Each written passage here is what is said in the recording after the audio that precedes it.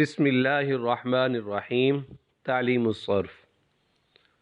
آج انشاءاللہ ہم ناقص واوی سے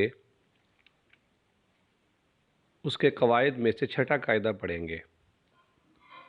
یرمی القاضی کا قاعدہ۔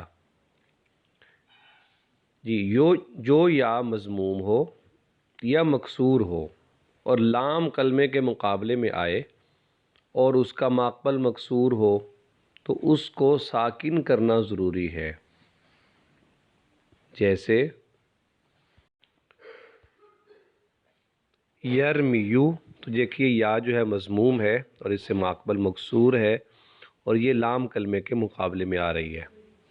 یفعلو، تو لہذا اس کو ساکن کرنا ضروری تھا تو ہم نے یرمی بنا دیا۔ ایسے ہی القاضیو، الفاعلو لام کلمے کے مقابلے میں بھی آ رہی ہے اور یا مضموم ہے تو یہاں بھی ہم نے اس کو ساکن کر دیا تو یہ ہو گیا القاضی۔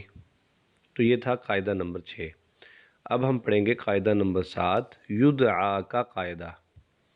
جو واو لام کلمے کے مقابلے میں آئے اور اس کا ماقبل مفتوح ہو تو اس کو یا سے بدلنا ضروری ہے، بشرطے کہ وہ کلمے میں تیسرے حرف کے بعد ہو۔ جیسے یدعو سے یدعایو، ایسے ہی استرخاوا سے استرخایا، پھر تلیل کے بعد یدعا استرخا ہو جائیں گے۔ تو یہاں دیکھیے یدعو سے تو یہ تیسرے کلمے کے بعد واو آ رہی ہے، لام کلمے کے مقابلے میں آ رہی ہے یفعلو اور اس کا ماقبل مفتوح ہے تو لہٰذا ہم نے واو سے اس کو یا بنا دینا ہے تو یہ ہو جائے گا یدعایو۔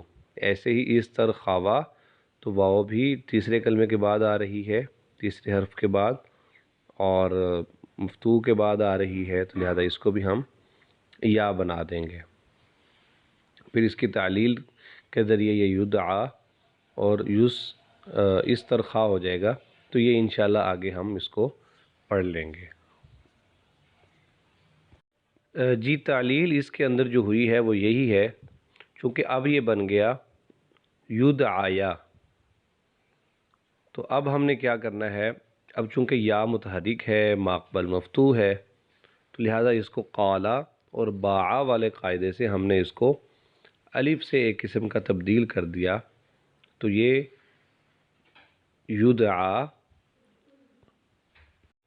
اور ایسے ہی استرخا ہو گیا بر وزن یفعلو۔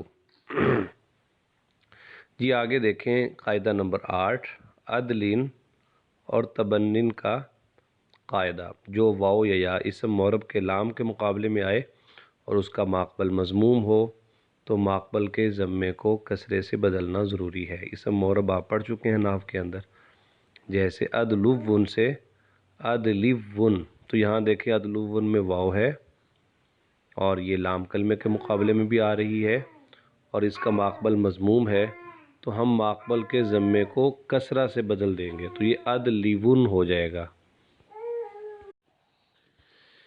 جی ایسے ہی آگے دیکھیں تبنیون سے تبنیون ہو گیا، پھر تعلیل ہوئی تو یہ تعلیل انشاءاللہ ہم آگے پڑھ لیں گے۔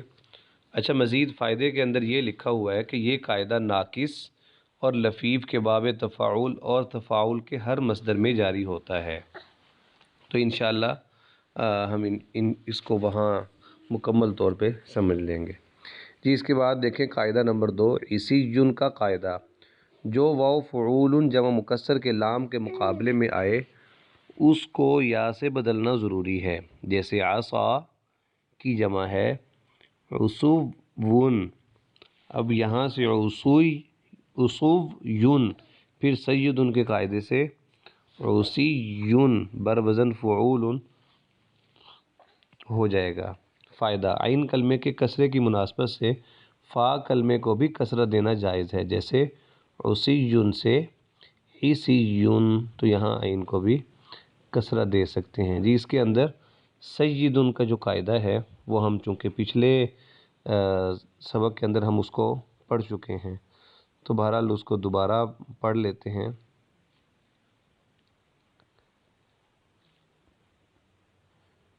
جی سیدٌ کا قاعدہ،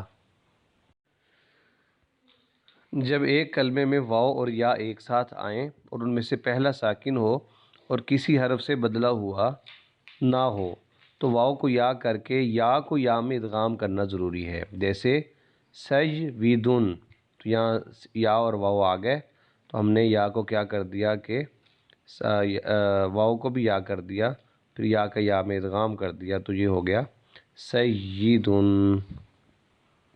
تو وہاں بھی یہی والا قاعدہ جاری ہوا ہے جی۔ اس کے بعد دیکھیں قاعدہ نمبر 10 مرضی کا قاعدہ، جو واو اسم مفعول کے لام کلمے کے مقابلے میں آئے اور اس کا ماضی فاعلہ کے وزن پہ ہو تو اس کو یا سے بدلنا ضروری ہے۔ جیسے مرزوون سے واو جو ہے اس کو ہم یا بنا دیں گے تو یہ ہو جائے گا مرزویون، اور اس کا ماضی بھی ماریضہ یعنی فاعلہ کے وزن پہ ہے۔ جیسے پھر اس کے بعد ہم کیا کریں گے، سیدن کے قاعدے سے، جو اوپر ہم نے قاعدہ پڑھا ہے کہ دو جب واو اور یا جمع ہو جائیں ان میں سے ایک ساکن ہو تو پھر واو کو یا بنا دیتے ہیں، تو یہ پھر ہو جائے گا اس قاعدے سے مرزویون سے ہو جائے گا مرزویون، پھر ضاد کو ہم کسرت دے دیں گے تو یہ ہو جائے گا مرزیون، یا کی مناسبت کی وجہ سے بر وزن مفعول۔ امید ہے آج کا سبق سمجھ آیا ہوگا۔ جزاکم اللہ خیر۔